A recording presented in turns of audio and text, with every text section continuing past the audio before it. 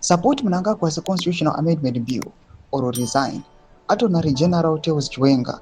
Zarapera mashoko kuda panguva ino VP Kosano Chiwenga vachiudziwa naVirginia Mabiza aiwa chinhu chinotoshamisa panguva ino achionekwa kunzi Virginia Mabiza oya achiforsa VP Kosano Chiwenga kuresigna kana asingadi kusapota the bill Mountain Vision 2030 chitiko chionekwa kunzi uku ndo kunonzi kunyatsokudzikisira Vice President. Don't subscribe or like on the bell icon.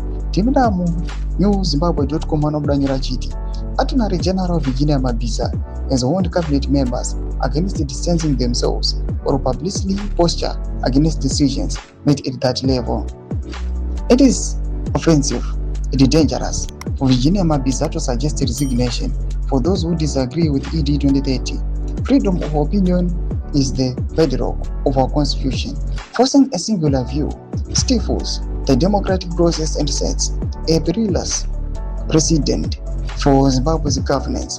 Doma developments ari kuda panguva ino Virginia Mabiza achivhura zvake hombe panguva ino achiuya panguva ino achiforsa maministers, macabinet members pamwechete nemavice presidents zvinyazobuda pachena kuti they might say these words kumaministers but ndinyazoziva kuti these words they are just being directed to VP Kosano Chiwenga anonyatsoonekwa kunzi he is the forefront of anti-2030. Panguva ino kunyatsoonekwa kunzi even vanhu vanouya vachicheer up na VP Kosano Chiwenga vanothreatena zvigananda just because they know what they are doing hazvidiwi nevanhu. People have said it kuma public hearings. People have mentioned kuti let's go to referendum, and panguva ino VP Kosano Chiwenga achionekwa kunzi is leading these people.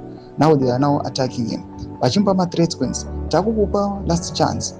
If you still want to stay in office, support the bill. Otherwise, be fired. Kuna comment section medu za fungo enyu moti kudipa msoro pe this cheat kwa each. Kuna comment section medu za fungo enyu. So subscribe or like, hit on the bell icon.